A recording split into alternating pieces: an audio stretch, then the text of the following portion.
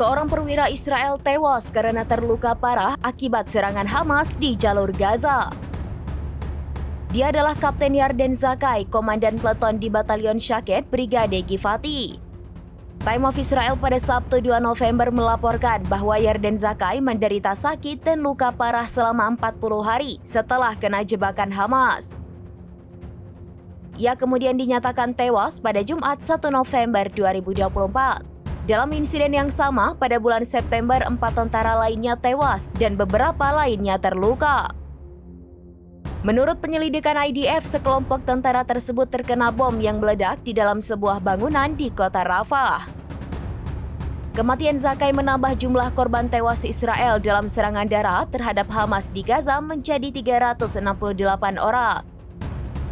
Meski demikian, IDF mengatakan terus menargetkan Hamas di Jabalia, jalur Gaza Utara.